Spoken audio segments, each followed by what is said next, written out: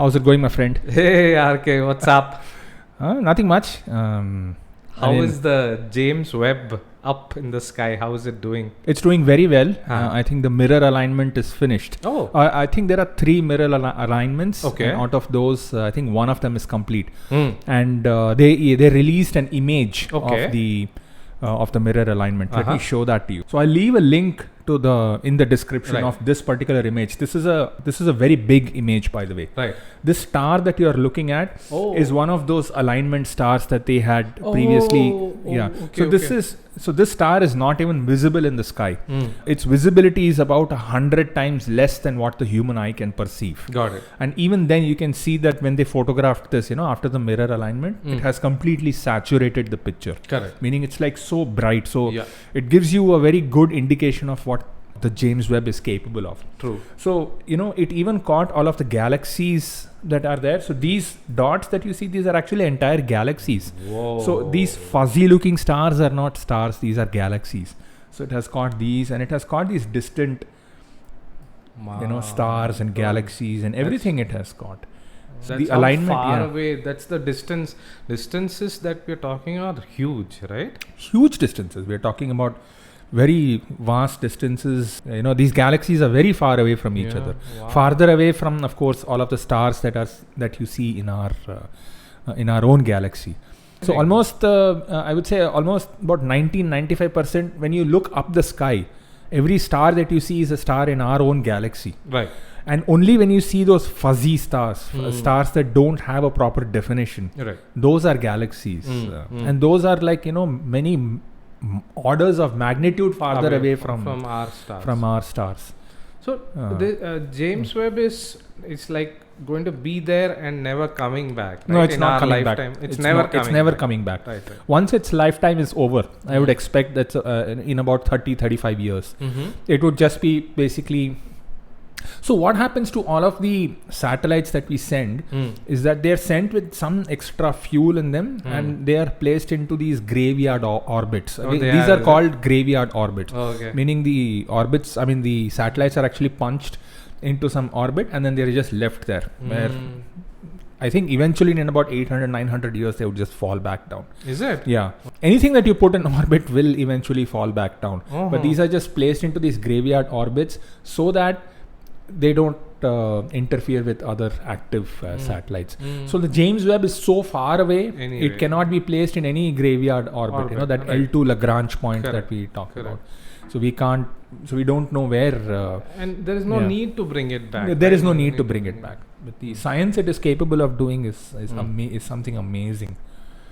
Yeah, and I think we already discussed that this is more of an infrared telescope than. No, you didn't say that. What does it mean? I think so.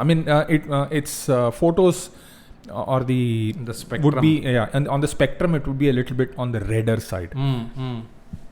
It would be on the redder side. So you could say that this is a galaxy by itself. These are stars, I suppose. The ones that are like very sharp points are stars, but the ones that appear fuzzy, they are entire galaxies by themselves.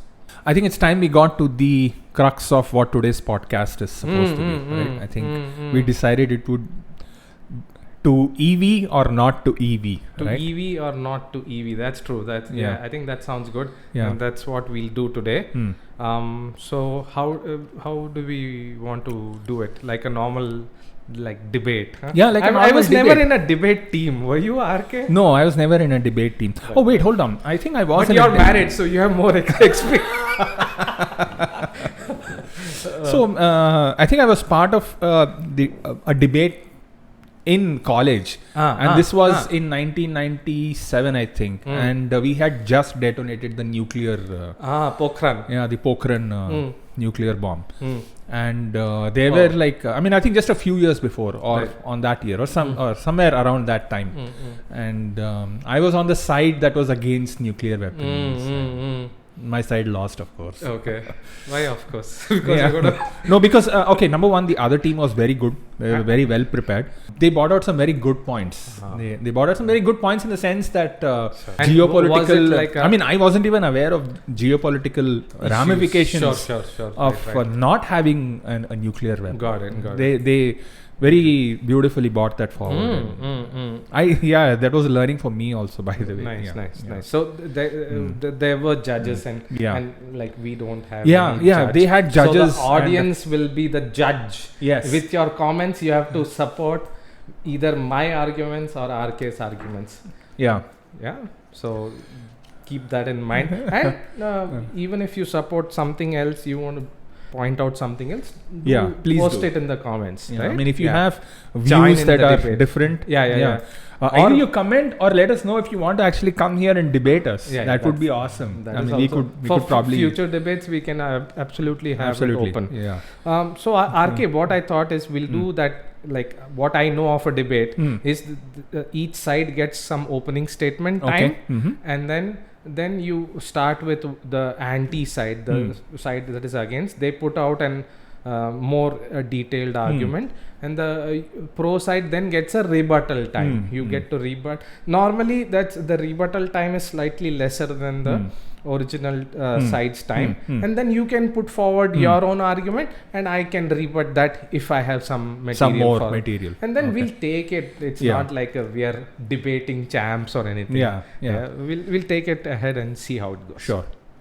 All right. So you want me to begin with my opening statements? Yes, let's do that. Let's do that. So Ravi, I think EVs are going to be the future, and the reason why I think that is because from a consumer perspective, I am a consumer, and the thing is, I see savings in fuel, immediate savings in fuel. As soon as I get my EV, I no longer have to visit the petrol station. I no longer have to spend 3,000 rupees every time I fill my tank. So that is immediately out of the picture for me. The second one is, of course, ecological savings. I'm not a champion of green earth or anything like that, but I can immediately see that I'm, even sitting in a traffic jam, I'm not burning any petrol to keep myself cool. And that sort of assuages, or at least gives me the satisfaction that I am not, polluting the air just sitting in traffic or driving anywhere within the city. Right? So that's the second thing, that really helps me out. And the third one is we are no longer so whatever petrol that comes into the country, whatever we consume, we are essentially dependent on foreign countries to supply us with fuel. And with me taking this thing out of the picture, we are no longer dependent on them to actually provide us with fuel. Sort of has a geopolitical edge to it. These are my three main points, or why I support having an EV and why people should actually make the switch to EV as soon as it is possible. Now we'll get into the nitty-gritties of what that as soon as it is possible means, but I'll let you put forward your points. All right. So RK, so what I believe is EVs are a great technology, but are they the right technology now is my counterpoint. First, you brought out three statements, and I have similar points, at least. So there are 2-3 things I want to say. One is environment, like you rightly pointed out. I believe that the environment benefits that EVs tout is not correct at this point of time, right? They are just shifting the pollution and the devastation from the cities to where the mining and the production of EVs happen. Second, on an individual level, right? When you say that the individual he has cost savings and so on when he buys, but my thing is on a humanitarian level, there are dangers to these mining that happens for the materials that go to make up an EV battery. And the third point, which you said about import, of course, that's easily the EVs all over the world are lithium is imported. But what I want to say is, I believe there is a slight reversal. So tech is good, and you want tech to drive the world to a better place. That is, I totally agree with that. But what I think is happening is there are big players who put in money to certain industries and they push it through no matter what, because they have invested that money. For example, I would say that vaccines and their mandation all over the world is done at the behest of these big people who are invested and want returns no matter what. I believe that similar things are happening in the EV. People have put in money that okay, lithium is the way to go, and then now come without taking into consideration environment and so on. They were just going to make sure that this happens and they get their returns back. So that's my opening statement. And I have a special thing. Okay. So I can't do a mic drop on this. So this is going to be my mic. And when I make a great point,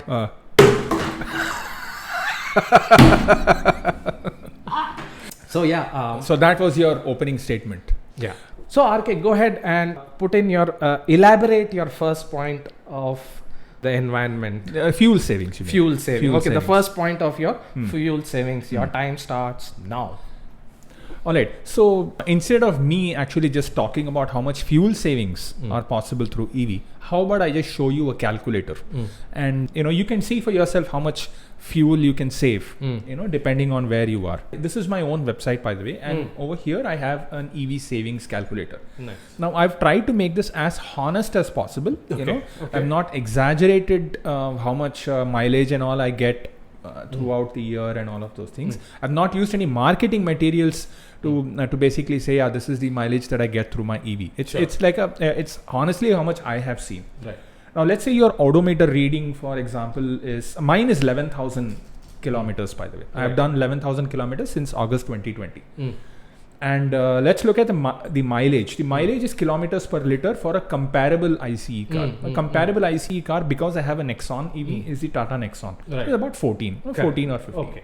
Right. Let's say this is how much fuel you would have consumed.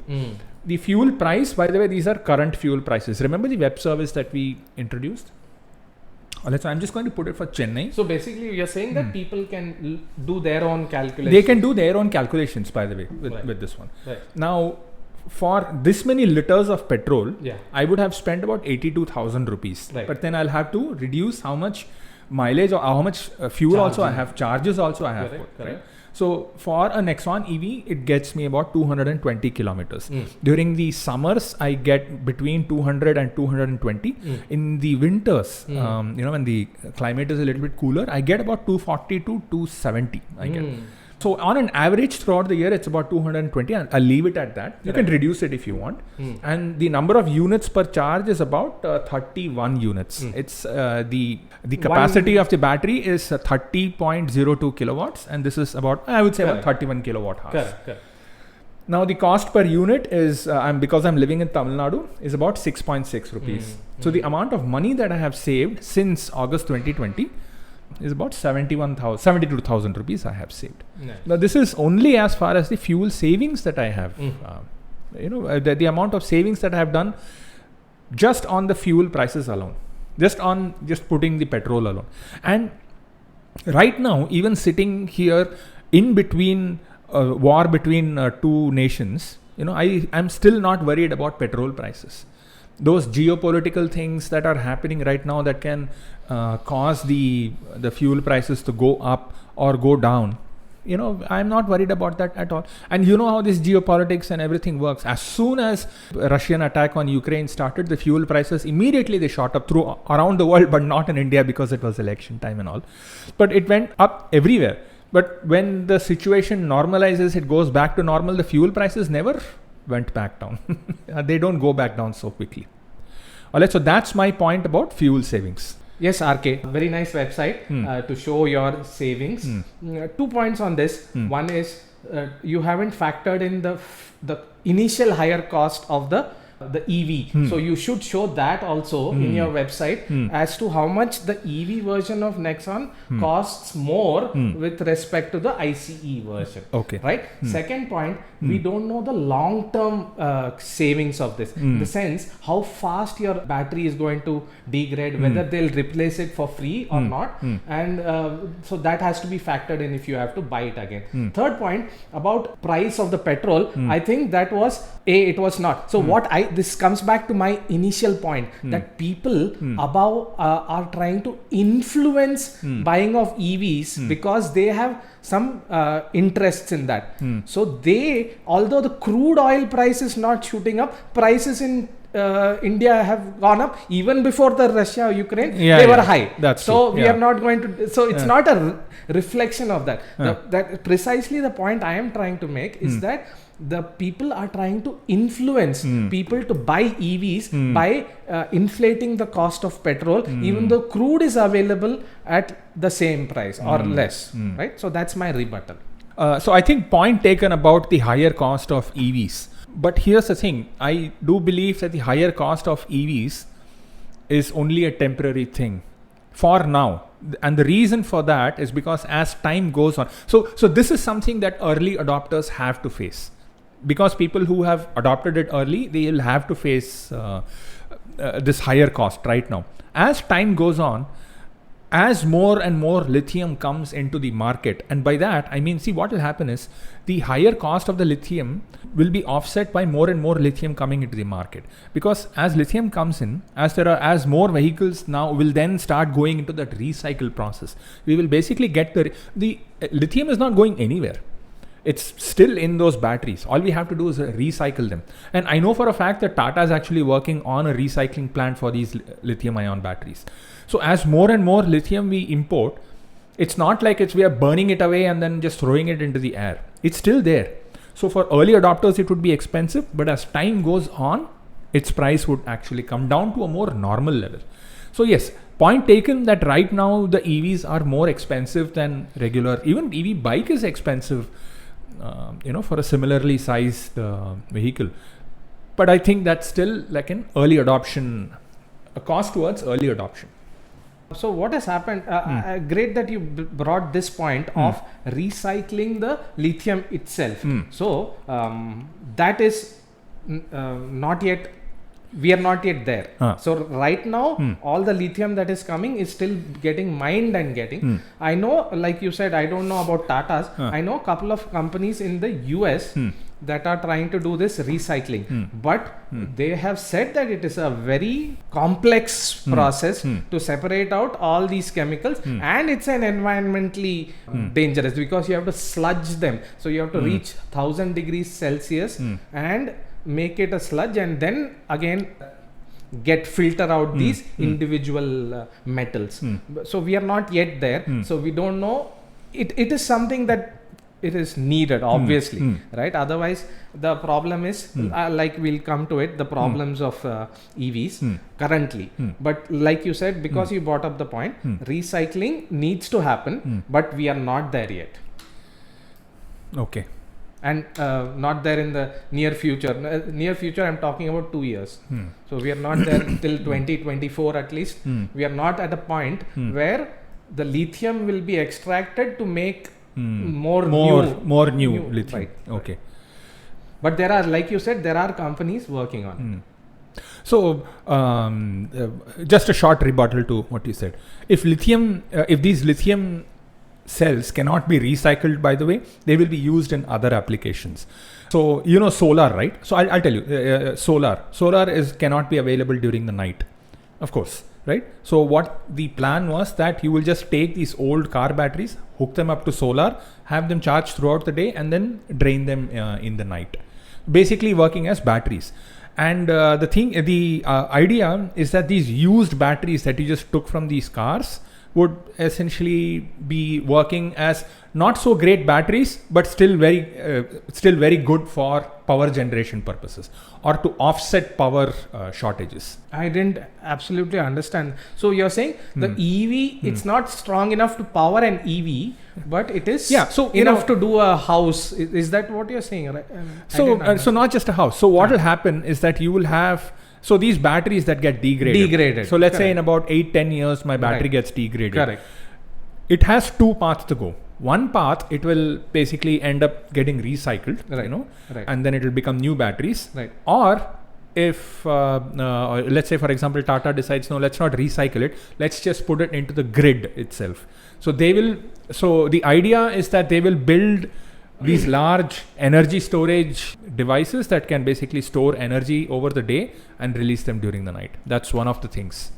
You can think of fantasies, whatever you want. This is not a fantasy. It is clearly not yet ready. It's not yet ready. It is not yet. But this, I think in the US, this has already happened. No, it's not happening. Yes, I can show you examples. No. Yeah.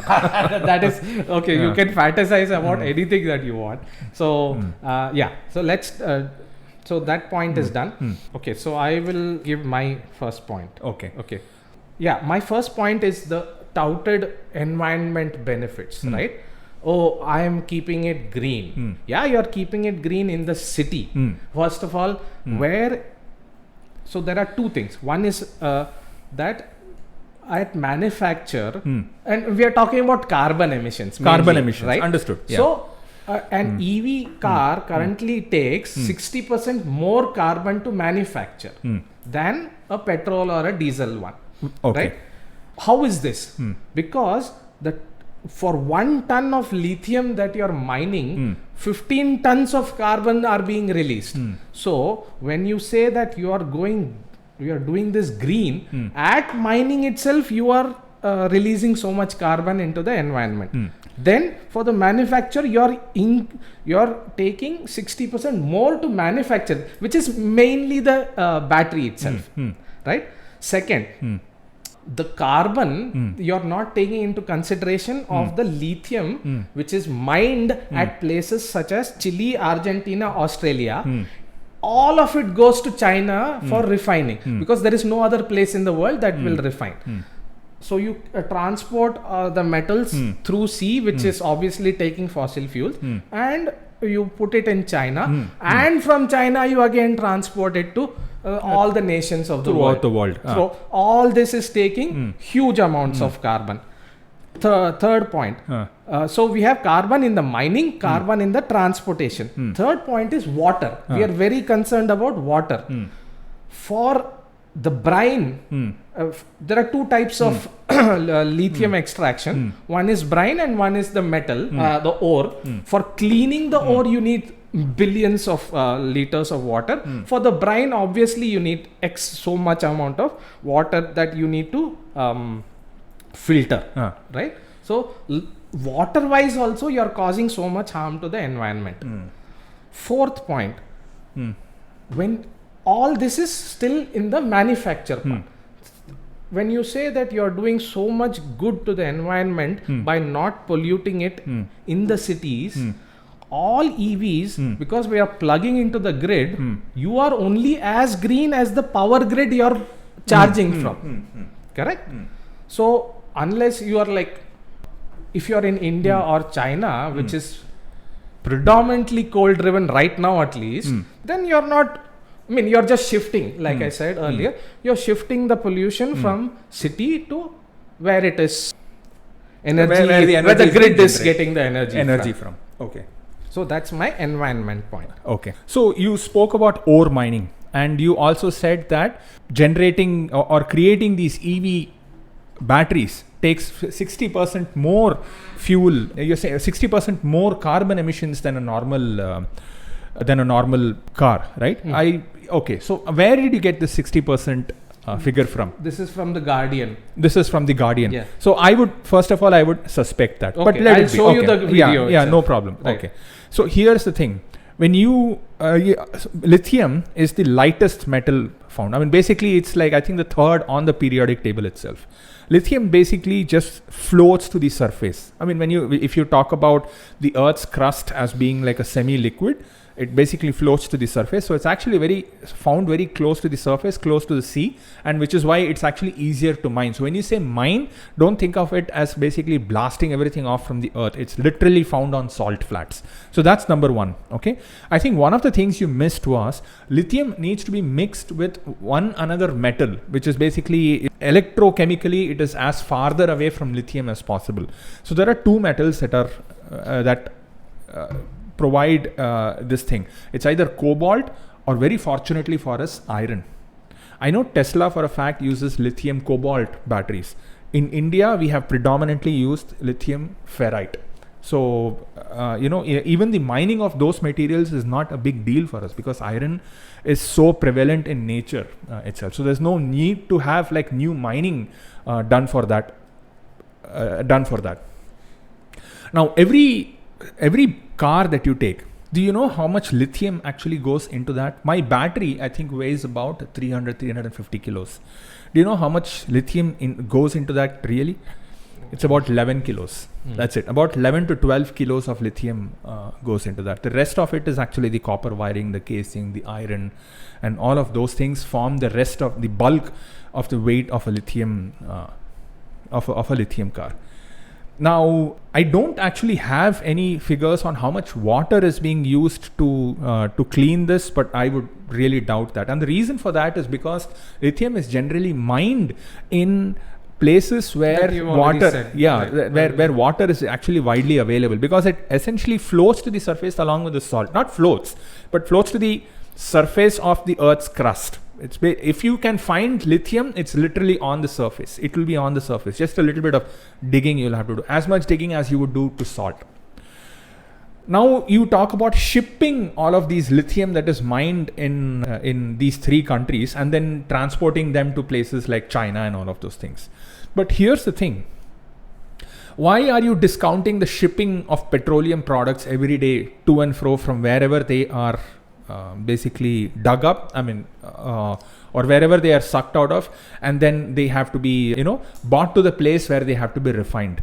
And when you talk about petroleum, your petroleum combustion output is not the only thing that is causing environmental damage. You also have to consider the refining process. The refining process itself is a very non-green process, or it's a very black process. Right? Do you know how petroleum is created, or how crude oil is filtered out so that it can give different fuels? So you have these, I think they're called condensers or something like that, and these condensers have to be heated to about 800-900 degrees, and this burning process creates various different fuels. So so on the top layer you can get petrol, on the second layer you'll get diesel, on the third layer you will get things like shipping diesel, and this bitumen that we lay on the road, that actually is the last layer of this entire refinement process. The refinement of petroleum itself is a very expensive, very carbon positive process. So we are discounting that also. So not only has crude has to be transported through ships from wherever they are found to wherever they need to be refined. The refinement process itself is extremely carbon poor. And after that, your petroleum has to come on trucks to wherever your petrol stations are. And finally, they have to be, pumped into your car. So for EVs, for EVs, at least there are only two steps where most of the carbon emissions happen, where they are produced and where they are refined and where they are transported. So that's 3 steps.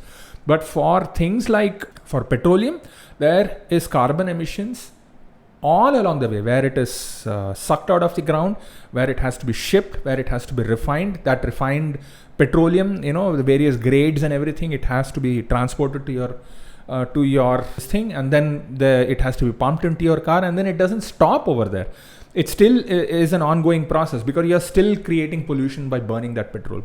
And last but not the least, if you talk about a car that converts petrol into, I'm sorry, I'm taking a little bit more time.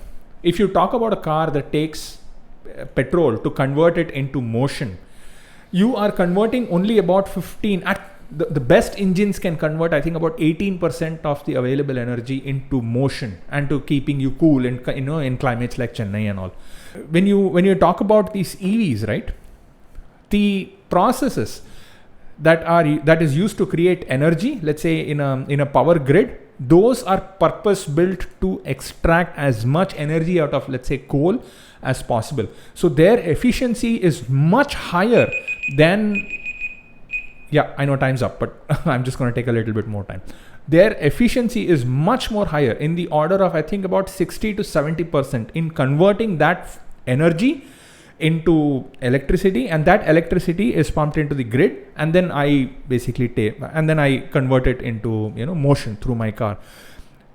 EVs literally don't have to do anything other than just simply drive the car, and that process is actually very efficient.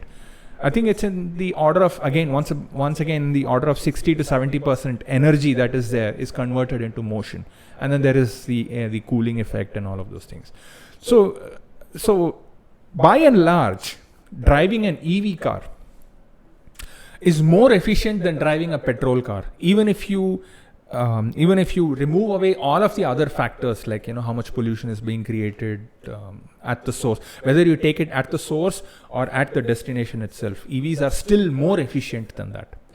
Great. So two things. First of all, factually, there are more metals in lithium-ion batteries than only lithium and say cobalt, which you rightly pointed out. Currently, so you're saying your Tata battery is not cobalt based? No, it's not cobalt based. It's lithium ferrous based. It's lithium ferrite. It's called LiFePO batteries. Lithium ferrite polymer. Correct. Yeah. Which is great because, like you pointed out, currently they are still using cobalt in Tesla, and they're moving towards less cobalt. Yes. Because again, why they are moving so much? Because cobalt is predominantly found only in DRC, which is Congo, and there the conditions of adults and the disasters that happen in the mining of cobalt and the unregulated mining of cobalt has caused lot of problems. Lots of problems. So I'll add to that. Cobalt is actually toxic to handle. Correct. So it's not like iron. Right. Iron is not toxic to handle. Correct. Yeah. So which is great because I didn't know that we are already using iron here. Second, it's not the only metal. So nickel, which is used in the lithium-ion batteries, has skyrocketed the price. Like lithium, lithium's price has increased. Nickel's price has increased much more than lithium also. So what we are saying that yes, in the future by mass adoption there will be a price decrease. That is not yet clear because right now itself it is getting more and more difficult to mine the metals that go into making the battery. So mass adoption may not reduce the price. Okay. Right. Second, water. Like I said, there are two things. The Chile area, the Chile Argentina is the brine. Like we said, there are two ways of where you find lithium. That one is the brine, which is called which is on the surface, right? Which is there in the top layer, and you can remove it from the brine. What they in fact do is they let the sun evaporate the water. Right. So, right. But in areas like Australia, it is actually mined, and there are water. You need lots of water to remove. Now in US, because US is predominantly trying to, like you said, get away from dependence on China, dependence on Congo, dependence on anything. So they are trying to do a lithium mine there. They have lithium, but it's in a very arid area. It's nowhere close to water. They'll have to get the water from farmers and transport, clean, do the brine. Even if they use the brine method, they'll still have to get the water. So it's a very water intensive method. Third, you raised the point of petrol transport. Petrol transport is not, I don't think right now it is comparable because you are talking much lesser distances than Chile to China, Australia to China. Here we also have our own refineries just offshore, right? Just in the sea. Gujarat. There are many refineries that are close to our borders also. So we are net importing still, but even that the distances are much lesser than what we are talking about, the huge distances. But because we need to do it again and again, we'll need to see how much cost of that. Exactly. What my point is not that petrol is not carbon emitting. The point I want to make is when people think that they are going green by going EV, my point is they are not cognizant of these factors, that even to mine, even to transport, the refine, get it back, there is a lot of carbon that is being spent, which people are thinking it's not, because you just find the lithium, right, the battery. So it's not that green. It's not that green is what you're... Yeah. Okay. So that was my main point. Okay, so you just spoke about this transport and everything, right? Petrol or crude oil, the transport of crude oil and then, refining it and bringing it to your local petrol station is a highly efficient process. But this efficiency we have gained only after about 100 years of learning. Correct. And, constant improvements in that process, right? So in a similar way, EVs are only like this whole EV process of mining it and then transporting it and then refining it and then creating the battery and then bringing it to, let's say, the end consumer is a very new process. In India, it's less than 3 years old, right? But in overall in the world, it's about 20 years old. So can you imagine where it will be in 100 years, where this process has refined so much, is like become so efficient, where there is so much lithium in the market. And like I said earlier, this lithium will never be lost. We are never going to burn it away, right? Every lithium that we have mined is always going to be there, recycled or being reused somewhere or the other. I think that was my point. I totally agree, RK, on the efficiency part, that yes, there will be greater efficiencies, especially if the recycling is cracked, because then it's a one problem. Once you transport and you're able to recycle at the consumer, say US right now is importing 99% of its lithium, right? So if it's able to reuse more and more, then you're reducing the transport, you're reducing the mining, great. So right now it's not yet there, the recycling part. Second, because the efficiency of, you pointed out, of transport of petrol and crude. So one more thing is oil, because exactly because what you said, that it has been so long, it has also been very well regulated. Exactly. Right. Yes. So you don't find children working on oil rigs. Right. A lot of safety concerns are there, and you everything is there. But unlike that, Congo, we said, there are people who are still trying to make ends meet and trying to get that little extra money by doing this cobalt mining by themselves, right?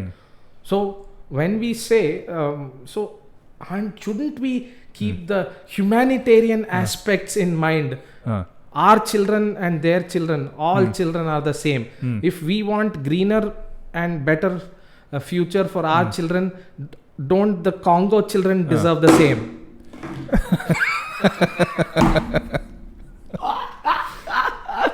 What are you trying to mic drop on, like, it's almost as if you're trying to push the guilt of somebody else's doings on me. It's an unregulated market.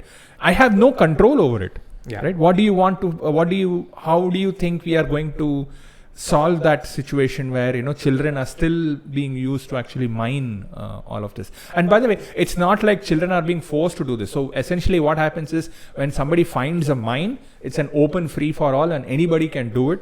So it's basically people like touts and everybody, they just grab whoever they can, which includes children, and go and do this one. And you also have to not forget about the toxicity of cobalt. So whoever is like doing this mining without protective gear and everything, they will have lifelong issues. Correct. So but why are you trying to push the guilt of this into to me? What is the solution to this? You think solution is not to buy EVs right now?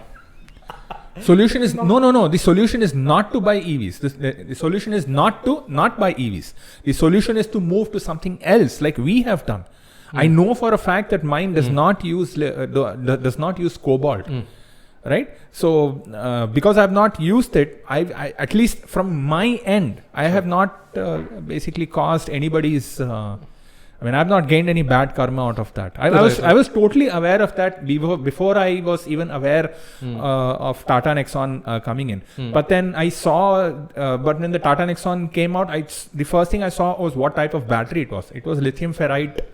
A polymer. This episode is not sponsored by Tata Nexon, by the way. Yeah, we have no allegiance to them or anything like that. I mean, look. Although it'll be nice if they did. Yeah, although it'll be nice if they did. But that being said, I'll tell you this about the Tata Nexon EV. It is not a vehicle that is built ground up for EV purposes. I have seen a Tesla. Okay, and I'll tell you, the seats on the Tesla are like razor thin. It uses as little cushion as possible. The materials actually inside the car feel flimsy, but you know why it is flimsy like that. You know why everything is as light as it possibly can, because it needs to have like more distance. Correct. You cannot add on more weight. But whereas if you look at the Tata Nexon, I mean, if you look at the Nexon EV, right, it's not like that. It's like full on comfort, as much comfort as you would have in an ICE engine. Yeah, I mean, people who are used to comfort will of course say, oh, this is very comfortable.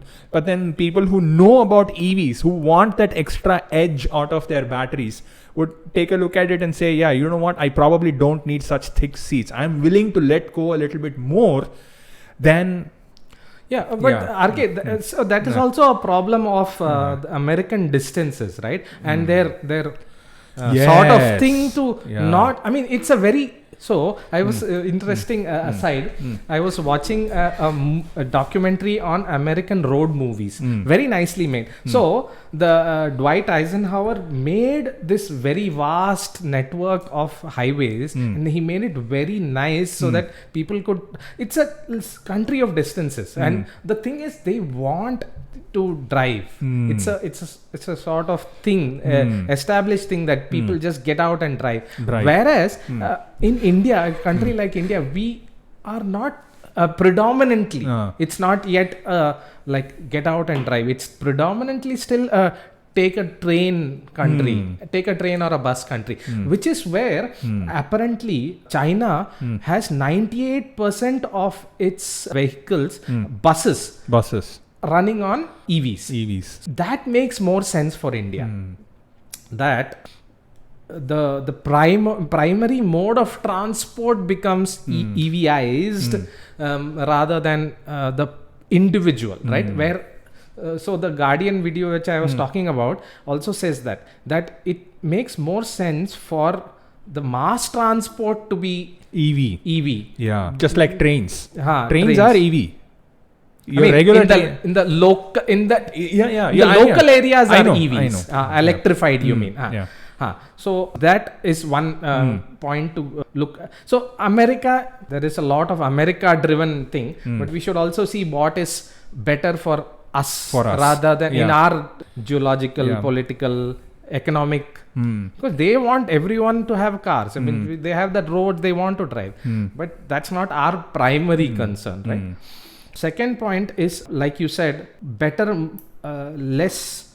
So interestingly, apparently I'm hearing that solid state batteries might come, which is again going to reduce a lot of weight. So that is one option. I'm hearing about IOC, our own IOC, doing something called aluminium air batteries, right? So earlier they were not possible due to some dangers, and now the electrolyte they have found which is not so dangerous.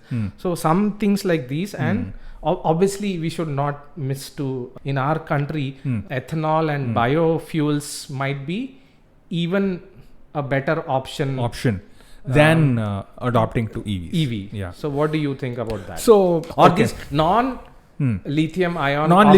Okay. So let's talk about transport. the solid state battery. I think are you talking about sodium batteries or are they different? No, I think these are lithium based but solid state. Okay. In the sense, apparently their weight will reduce by 50% or so. Oh, okay. So so I'm not too much aware of those, but in the battery space, India is trying to like sort of move away from lithium because lithium is so expensive for India, right? And consequently the car prices also increase because of that.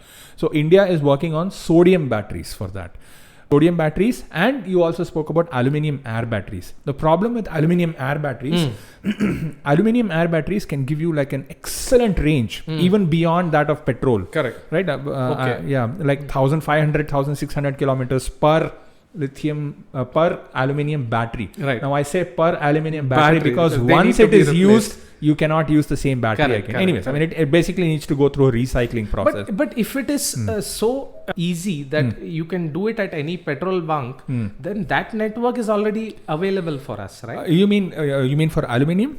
Aluminium. Battery. So what we can do is we can basically swap batteries. If we can get the swapping of batteries done as efficient as we can just put fill in petrol, right? Where in that case, what can happen is that only the car is yours, the battery is not yours. You only buy like a subscription service or something like that, and then once you are done with those 1,500 kilometers, you just go to the nearest thing, swap your batteries, and you're done.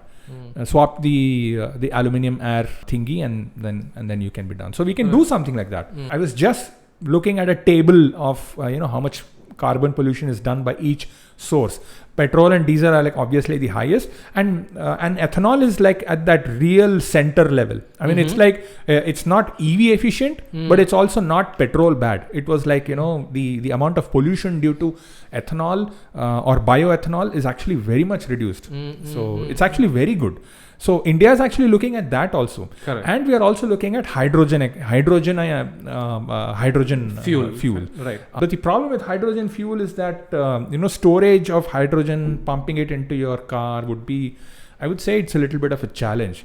We already have challenges with LPG cars and all of those things, right? I mean, there is a significant amount of elevated danger as compared to petrol with car, because you are basically putting in a pressurized liquid from one tank to another.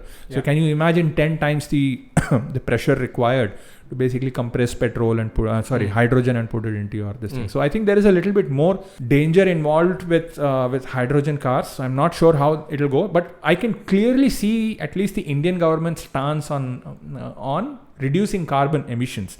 We have basically branched out into 4 different places, into 4 different technologies. One is the lithium, the other is the sodium. We are doing something on the sodium.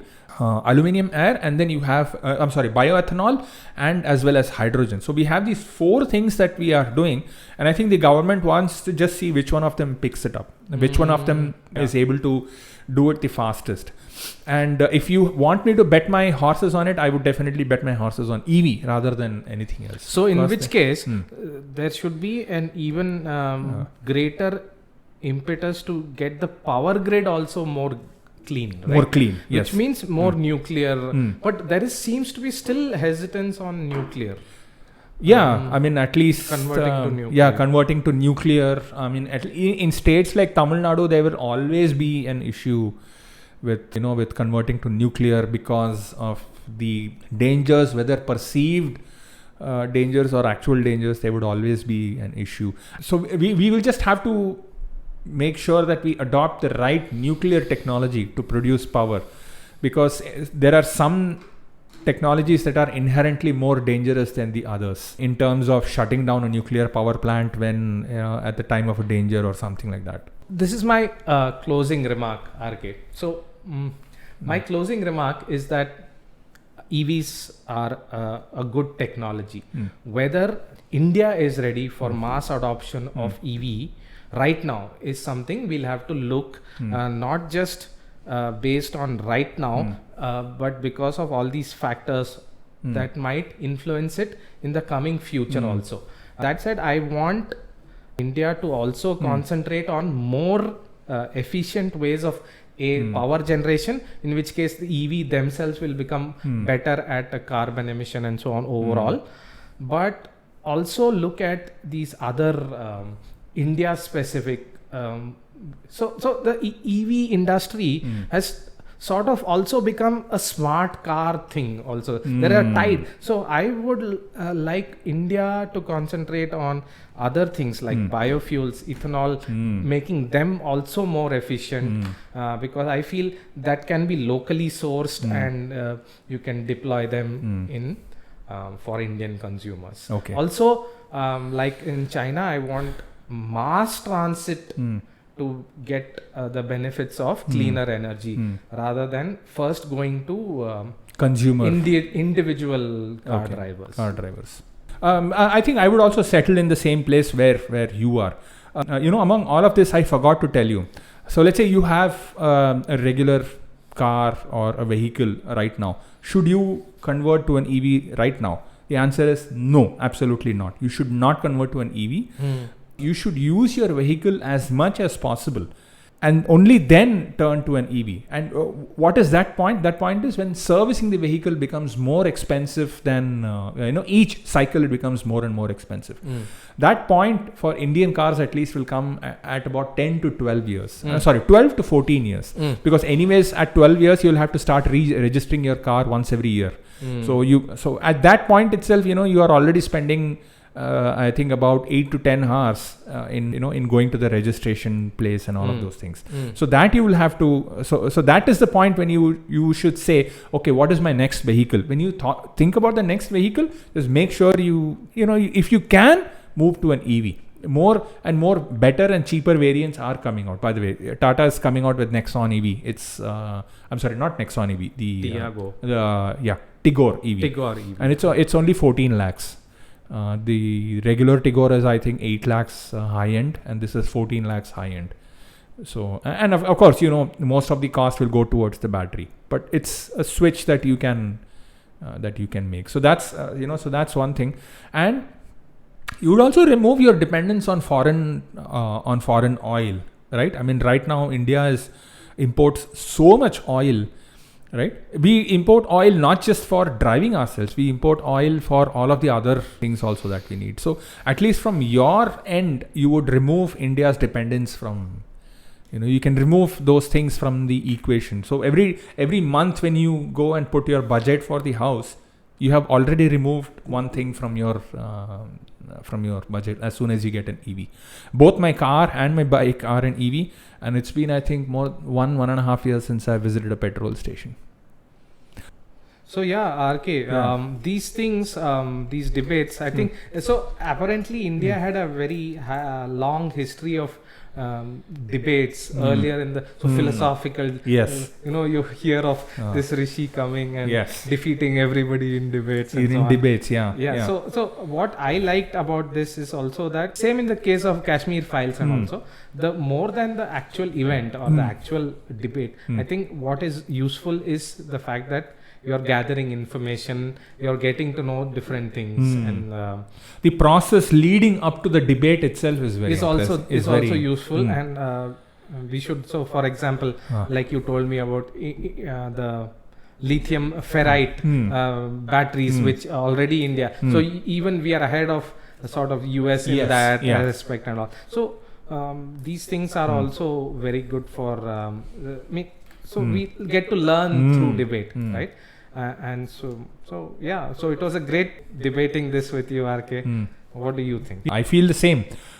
I think more than anything, we've sort of settled on an in-between as to where we are. Right. Yeah. So I think if you want to adopt EVs, don't adopt them immediately. Just make sure that your car, it becomes more expensive to maintain your vehicle right now than every cycle. And also be cognizant. I mean, that is my main point. I'm not be cognizant that EVs are not. I mean, be cognizant about all that is happening with EVs. Yeah. I mean, so we tend to be myopic on this. We like, I'm getting this X amount of savings here. No, I mean, so if you are saying that you're going green, think about all that is going to happen for making it like that. It is still possible, and I think it's over a lifetime, and EV still is more efficient at carbon than fossil fuel right now also, and it will probably get better. So Yeah. So my thing is, don't be myopic on this. Don't think that I bought an EV, I'm going green. I'm like, so I mean, nobody's saying you've gone green as soon as you have purchased an EV. Right. You are going green maybe 1.5 years after you have got it. No. You're talking about you're talking about efficiency. Yeah. You're not. I mean. No. Apparently, a newer study found that over a 90,000 miles thing, you're 25% more efficient. So it's not that 1.5 years is very old. No, man. I have seen other studies that say that within 1.5 years, you're already carbon neutral. No, you're not. 90,000 miles. Where is 90,000 miles? No. I have seen other studies that actually indicate that you go carbon neutral much more faster than a petrol vehicle, because with petrol your pollution never ends, right, from the source to the destination, and you never get back petrol. Once it's burnt, you never get it back. It's not like that for lithium. Yeah, and then we'll keep rehashing the same thing over and over again. But I think I'm glad we settled on a happy medium. I would say that's where we are. That's not even necessary in the sense I want people to be more aware. Like I became more aware because of this. I became more aware of what is happening. For example, even to know about lithium sourcing and lithium recycling, right? I didn't know we were in that level where we had started. So that's the way forward, and great. And knowing these, if you make a decision, great. It doesn't have to be a happy medium. I'm very happy with you going EV and I doing what I do. So, I mean, I don't want people. It's not. My opinion is not matter. I am totally okay with you having a different opinion, as long as people know everything and then make a decision. But like most decisions are emotional. They're very rarely rational. A lot of decisions are emotional. Don't you think? No, I don't think so. There are, I mean, people are there in all, I mean, if it's a spectrum, if decision is a spectrum, then people are there in all colors. People who are completely emotional, people who are completely rational. Yes. And I'll put myself. Let's do this at the next debate. We can think about. So these are debates. Let us know what you think about this. What do you think about? These are interesting matters that we can talk about. You can suggest some debates. So, for example, this itself, like decision making. This, one more debate we want to have, RK, is that one I was talking about. We want to get somebody who is on the we both are. RK is pretty much right wing. I'm also leaning towards that more. But we want to get a leftist and debate the Kashmir files and all that happened there and their views on that particular topic. Let's see if we can make this happen for the next debate. Also, if they can suggest some more topics on debate, it will be nice. We can, or people to debate also will be nice, right? Yeah. It was very interesting. Very interesting. All right. Let us know what you think on the comments below. Yes. Bye.